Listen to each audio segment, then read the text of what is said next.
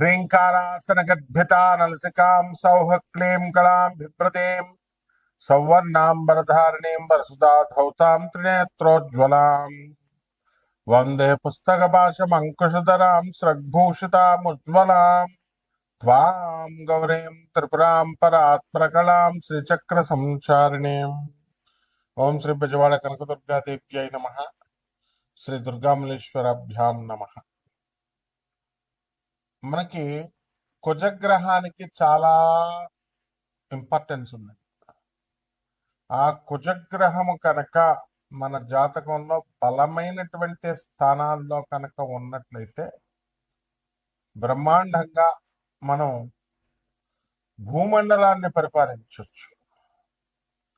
అలాగే అప్పుల బాధ లేకుండా జీవించవచ్చు.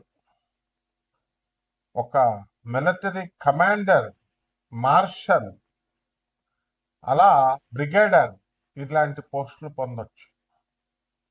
అలాగే హోమ్ మినిస్టర్ అవ్వచ్చు.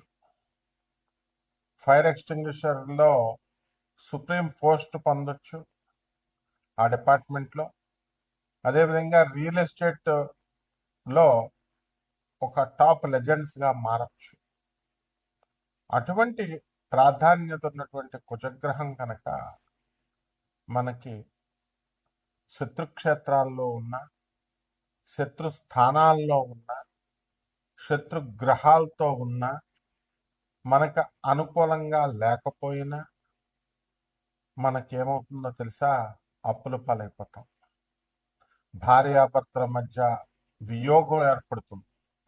సాక్షాత్తు పరమేశ్వరుడి యొక్క స్వేదం నుంచి పుట్టినటువంటి వాడు అంగారకుడు. ఒక చెమట నుంచి అలా జారితే మనకు అంగారక గ్రహం పుట్టింది. అటువంటిది సాక్షాత్తు శివుణ్ణి అంటిపెట్టుకున్నాడు కాబట్టి, శివుడి నుంచి వచ్చాడు కాబట్టి, ఆ శివుడు చెమటలోనే ఉన్నాడు కాబట్టి అంగారక గ్రహం ఆ శివుడికే వియోగాన్ని తీసుకొచ్చాడు. అతను పుట్టిన మరుక్షణం సతీదేవి దహనం అయిపోయింది. తనను తాను దహనం చేసుకుంది. ఆ విధంగా దక్ష ప్రజాపతి అవమానించాడని శివుడికి వైరాగ్యంలోకి వెళ్ళిపోయాడు. అలాగే శ్రీరామచంద్ర ప్రభు సీతాదేవి నుంచి దూరమైపోయాడు. ఈ విధంగా పురాణ పురుషుల్ని మనం తీసుకున్న, మామూలు మనుషుల్ని, సగటు మనిషిని తీసుకున్న, ఈ కుజగ్రహం కనుక బాగా లేకపోతే కనుక మనకి భార్యా వియోగాలు, వివాహాలు ఆలస్యంగా అవడాలు, అలాగే ఈ యొక్క రాశి వారి ఏ రాశిలో ఉన్నా సరే మనకి కుజుడు బాగోకపోతే సోదరులతో విరోధాలు, అక్కా చెల్లెళ్ళకి మీరు సహాయం చేసిన వాళ్ళ కృతజ్ఞత ఉండకుండా ఉండడం, అలాగే ధైర్యం కోల్పోవడం, ఆ రకంగానే మరి మీ సోదరుల మరణము, వాళ్ళు డెవలప్ కాకపోవడము, ఇలాంటివి అనేకమైనటువంటి పోర్ట్ఫోలియోస్ ఉంటాయన్నమాట.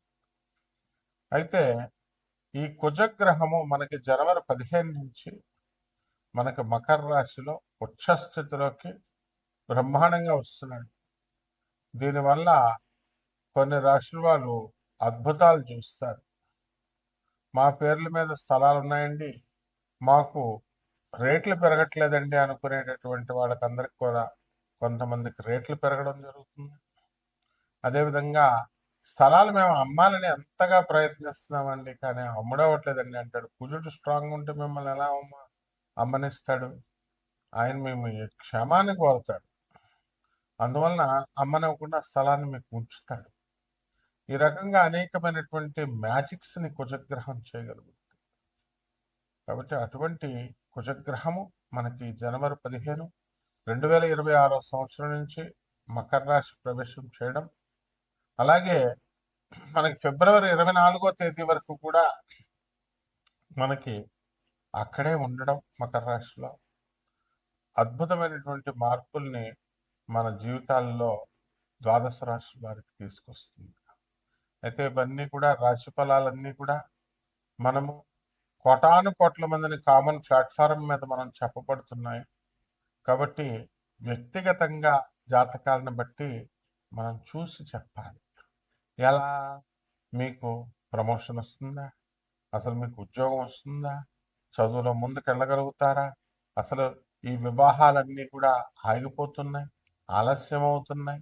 నోటి దగ్గరకు వచ్చి రియల్ ఎస్టేట్ వాళ్ళంతా కూడా మనకి అమ్మడానికి పార్టీలు ఒక 10 రోజుల నుంచి మేము డీల్ చేసామండి, కానీ మాకు అంటుకోవడం లేదండి, వాళ్ళు జారిపోతున్నారండి అనేటటువంటి వాళ్ళు.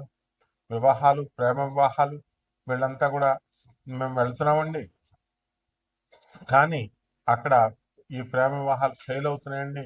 ఏమండి మేము అమెరికాలో ఉన్నామండి, మరి శుక్రమూఢం అన్నారండి మీరు ఫిబ్రవరి 1, 2026 సంవత్సరం వరకు కూడా, కానీ అయినా సరే ఆ పెళ్లి కూతురు ముందుగా మనం మాట్లాడుకుందాం అని అంటుందండి. కాబట్టి మా అబ్బాయిని పంపించమంటారా, పంపిస్తే అవుతుందా? ఇలాంటి అనేకమైనటువంటి సందేహాలు అందరికీ ఉంటాయి. శుక్రగ్రహం మనకి ఇది చేస్తుంది ఏమిటి, ఈ యొక్క వివాహ వ్యవస్థని డామినేట్ చేస్తుంది. కానీ కుజగ్రహం ఉండడం వల్ల మనకు అనేకమైనటువంటి ధైర్యంతో మనం పనులు చేయడం ఇవన్నీ కూడా జరుగుతాయి. కాబట్టి మీ వ్యక్తిగత జాతకాలని మనం పరిశీలించిన తర్వాతే మరి వీళ్ళందరికీ కూడా మనం జాతకాలు చెప్పగలుగుతాం. అప్పుడు ఎప్పుడు ఏది జరుగుతుందని. అయితే ఎవరినైనా జాతకం అడగాలి అని అనుకున్నప్పుడు ఇదివరకు కాలంలో గురువు గారండి అని చెప్పి చక్కగా ప్రేమతో గురువు గారిని అడిగేవారు.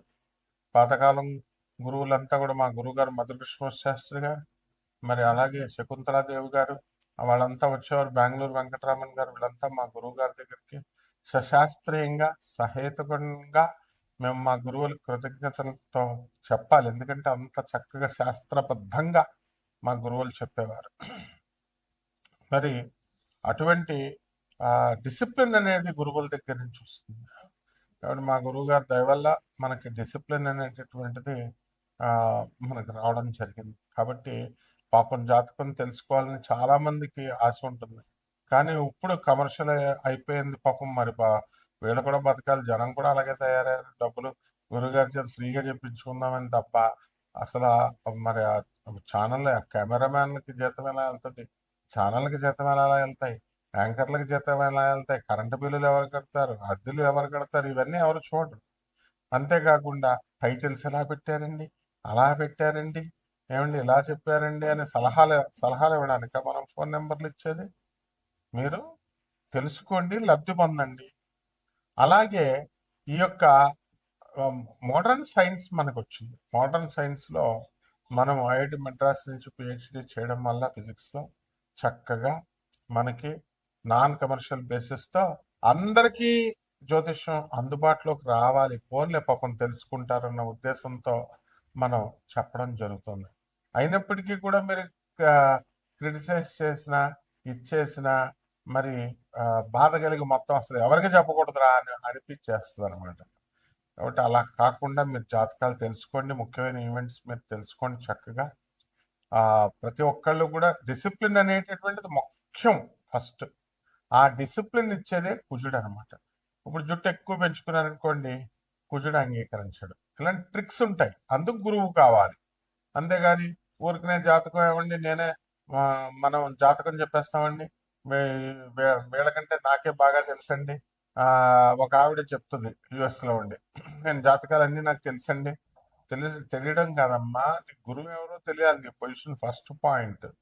నీ గురువు ఎవరు? గురువు విజ్ఞానం లాగా ఈ మామూలు సైన్సెస్ లాగా నేర్పరు. అది సాధన బలం ఉండాలి, డిసిప్లిన్ ఉండాలి, గురువు మీద ప్రేమ ఉండాలి, గురువు కాళ్ళు పిసకాలి.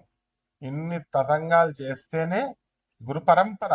అప్పుడు గురు మండలం నుంచి మనల్ని ఆశీర్వదిస్తారు, వాక్కు ప్రసన్నమవుతుంది, వాక్కు వస్తుంది. కాబట్టి 12 రాశుల వారికి కూడా ఈ యొక్క కుజగ్రహ మార్పు వల్ల ఉచ్చ స్థితిలోకి వచ్చినటువంటి మకర రాశిలోకి వచ్చినటువంటి కుజగ్రహ ప్రభావం వలన 12 రాశుల వారికి ఒక్కొక్క రాశి వారికి ఏ విధంగా ఫలితం ఉంటుందో మనం చూద్దాం. సింహరాశి. ఈ సింహరాశి వారికి అందరికీ కూడా మనకి షష్ఠ స్థితిగతుడైనటువంటి ఈ యొక్క కుజగ్రహం అద్భుతాలు చేస్తాడు. అయితే షష్టాష్టకంలో ఉన్నాడు కాబట్టి మనకి వివాహాలు మనకి కొంచెం కష్టం అవుతాయి. ఆల్రెడీ ఎలాగూ ఫిబ్రవరి 1, 2026 సంవత్సరం వరకు కూడా మనకి శుక్రమూఢం ఉన్న కారణంగా వివాహాల విషయంలో కుజుడు హెల్ప్ చేయడు. మనకి శత్రువులపై ఆధిపత్యం మీరు సంపాదిస్తారు. కోర్టు కేసుల్లో ఇంతకాలం బాధపడుతున్నటువంటి వాళ్ళకి రిలీఫ్ మీకు ఇస్తాడు. అలాగే శత్రువులు మీకు సరెండర్ అయిపోతారు. ఇది ఆశ్చర్యకరమైనటువంటి విషయం. ఏమంటే శత్రువులు శత్రువులాగే ఉంటారండి, మనకి కాదు అండి వాళ్ళు సరెండర్ అవ్వరండి అనడానికి కుదరదు. రాజశేఖర రెడ్డి గారు, చంద్రబాబు నాయుడు గారు ఇద్దరు శత్రువులుగా ఉండేవారు, అయినా సరే ఎంత ఫ్రెండ్లీగా ఉండేవారు. అదనమాట. అంటే ఆ సమయం వచ్చినప్పటికి ఎనిమిటీ అనేది డిజపేర్ అయిపోద్ది అనమాట. ఆ గ్రహస్థితి రావాలి. కాబట్టి ఈ యొక్క స్థలాలు, మీ పేరు మీద ఉన్నటువంటి స్థలాలన్నీ కూడా సింహరాశి వాళ్ళకి మంచి రేట్లు అమ్ముడవుతాయి.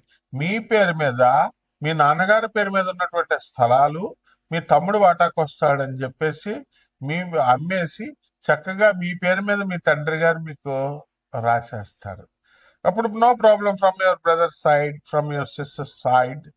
సో ఏమైతుందండి, అక్కడ రవి కుజులు ఇద్దరు కలిశారు కాబట్టి it made a lot of difference. It benefited you. కాబట్టి మీకు లబ్ధిని చెందుతుంది, లబ్ధిని చేకూర్చింది. కాబట్టి ఈ యొక్క పోలీస్ డిపార్ట్మెంట్ లో ఉన్నటువంటి వాళ్ళకు కూడా సింహరాశి వాళ్ళు ఎవరైనా కనుక ఉన్నట్లయితే ర్యాండమ్ గా చూసుకోండి, ప్రమోషన్స్ అనేటటువంటి వచ్చినాయి. అలాగే ట్రాన్స్ఫర్స్ కావాలండి అని చాలా బాధపడుతున్నటువంటి వాళ్ళు, దే విల్ గెట్ ట్రాన్స్ఫర్స్.